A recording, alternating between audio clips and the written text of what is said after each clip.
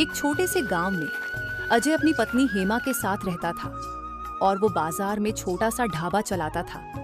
इससे वो जितना कमाता उसमें से सेठ लालचंद को आधे रुपए दे देता था, क्योंकि वो ढाबा सेठ लालचंद का ही था। जबकि अजय उस ढाबे को भाड़े पर चलाता था, लेकिन फिर भी स्वादिष्ट खाना होने की वजह से अजय अच्छा कमा लेता था। रामू, बारिश का मौसम हो रहा है। अब मुझे नहीं लगता कि कोई और कुछ भी खाने ढाबे पर आएगा, इसलिए मैं घर जा रहा हूँ। तू भी घर चले जाना। अजय अपने घर चला जाता है, जहाँ हेमा उसका इंतजार कर रही होती है। आज मैं बहुत ज्यादा थक गया हूँ, खाना खाने का मन नहीं हो रहा है।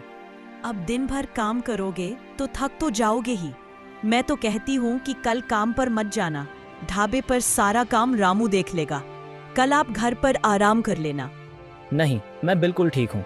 तुम चिंता मत करो और खाना लगा दो, हम खाना खा लें।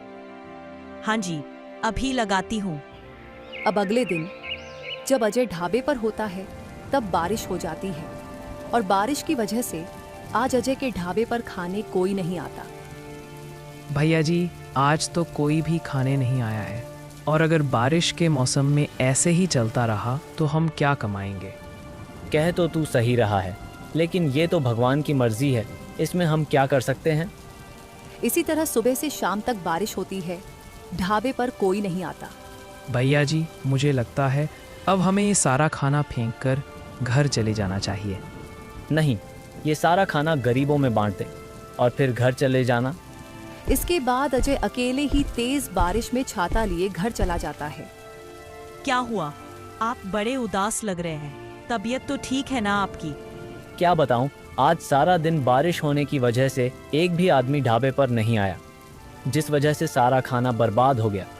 कोई बात नहीं, बारिश के मौसम में ऐसी परेशानी तो आएंगी ही। आप चिंता मत कीजिए। चिंता कैसे न करूं? अगर बारिश के मौसम में ऐसा ही हाल रहा तो मैं सेठ जी को भाड़ा कैसे दूंगा। आप परेशान मत होइए, सब ठीक हो जाएगा। चलिए खाना खा लीजिए। दोनों खाना खाकर सो जाते हैं और सारी रात बारिश होती है। अगली सुबह अजय उठकर देखता है कि बारिश अभी भी हो रही है। इसी तरह कुछ दिन तक सुबह शाम तेज बारिश होती रहती है, जिस वजह से अजय के ढाबे पर कोई नहीं आता है। एक दिन सेठ अजय को फोन करता है। क्या हुआ अजय, अभी तक तुमने ढाबे का भाड़ा नहीं दिया?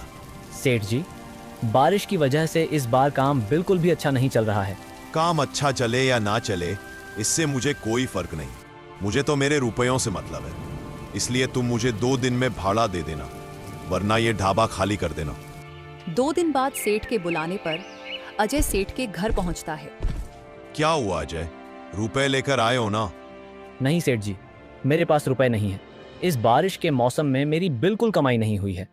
ठीक है अजय, तो तुम ये ढाबा खाली कर दो और अब कोई और काम देख लो। नहीं सेठ जी, ऐसा मत कीजिए, मुझे कुछ दिन दीजिए, मैं आपके रुपए दे दूंगा। नहीं अजय, अब मैं तुम्हें ये ढाबा चलाने नहीं दूंगा। अजय सेठ से बहुत विनती करता है, लेकिन सेठ उसकी बात नहीं सुनता। वो ढाबे की चाबी अजय से ले लेता है। इससे निराश होकर अजय घर चला जाता है। क्या हुआ? सेठ जी ने आपकी बात मान ली ना? नहीं, मैंने सेठ जी को बहुत समझाया, लेकिन उन्होंने मेरे हालात समझे ही नहीं और मुझसे ढाबा छोड़ने को कह दिया। अब हम क्या करेंगे? क्या कमाएंगे? क्या खाएंगे? तुम चिंता मत करो, मैं कल ही शहर जाऊंगा और वहाँ कोई न कोई काम ढूंढ ही लूंगा। अगले दिन अजय काम की तलाश में घर से निकलता है। वो रोड पर जा रहा होता है, तभी रोड पर एक लड़के का एक्सीडेंट हो जाता है। अजय तुरंत उस लड़के के पास पहुंचता है और उसे डॉक्टर के पास लेकर जाता है। आप इसे सही समय पर हमारे पास ले आए, वरना इसकी जान बचाना मुश्किल हो जाता। लेकिन डॉक्टर साहब, अभी तो ये ठीक है ना, और इसके घर वालों के बारे में मैं नहीं जानता। आप इसके घर वालों को इन्फॉर्म कर दीजिएगा। इसके पिता बहुत बड़े बिजनेसमैन हैं, वो शहर के सबसे रईस आदमी हैं। तभी उस बच्चे के पिता हॉस्पिटल आ जाते हैं। डॉक्टर, कैसा है मेरा बेटा? अब वो किस हालत में है? अब चिंता की बात नहीं है, ये आपके बेटे को सही समय पर अस्पताल ले आए, इसलिए अब वो खतरे से बाहर है। आपका बहुत बहुत धन्यवाद भाई साहब। मैं आपका ये एहसान कैसे उतार पाऊंगा? इसमें एहसान वाली क्या बात है भाई साहब, आखिर इंसान ही तो इंसान के काम आता है। डॉक्टर, मेरा बेटा पूरी तरह ठीक तो हो जाएगा ना? कुछ दिन उसका अस्पताल में इलाज चलेगा और फिर वो ठीक हो जाएगा। अब कुछ दिनों के बाद वो बिजनेसमैन अजय से मिलने आते हैं। मैं बड़ी मुश्किल से तुम्हारा घर ढूंढ पाया हूँ और तुमने मेरे बेटे की जान बचाई, इसलिए तुम्हें कुछ देना चाहता हूँ। वो बिजनेसमैन अजय को एक ब्रीफ केस देकर चला जाता है। दोनों ब्रीफ केस खोलकर देखते हैं तो उनकी आंखें फटी की फटी रह जाती हैं। मैं कोई सपना तो नहीं देख रही। इतने सारे रुपए, मैंने इतने रुपए कभी नहीं देखे। मैंने भी इतने रुपए कभी नहीं देखे हैं। अब हम इन रुपयों का करेंगे क्या? इन रुपयों से मैं खुद का एक ढाबा खोलूंगा।